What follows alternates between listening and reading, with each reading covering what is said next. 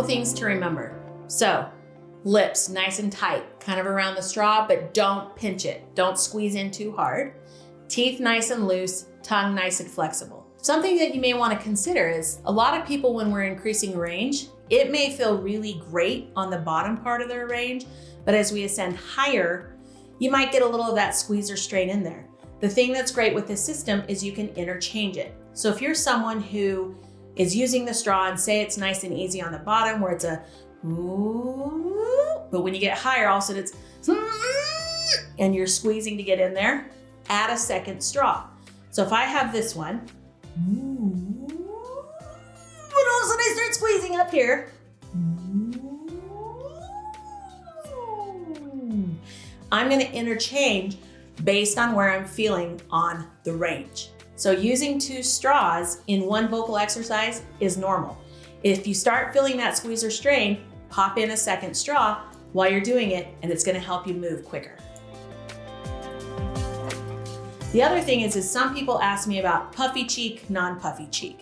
I personally love puffy cheek when I do this. And when I say puffy cheek, it's this, puffing it out.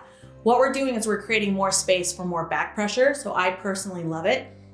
If you like it, go ahead and use it. If you don't like it, you don't have to use it. It's honestly up to the user's preference on what they like.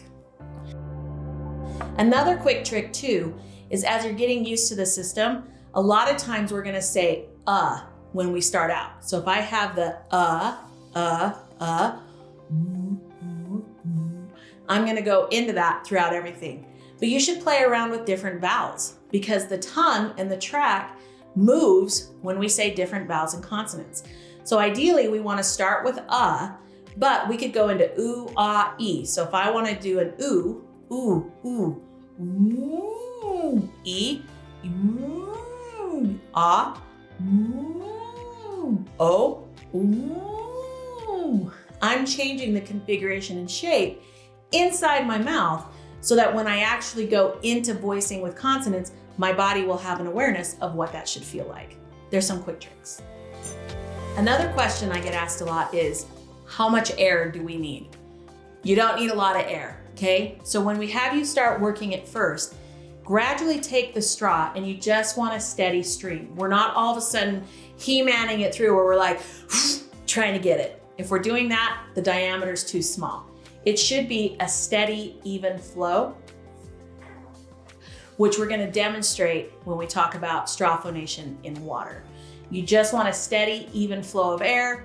Don't work too hard, just a steady stream.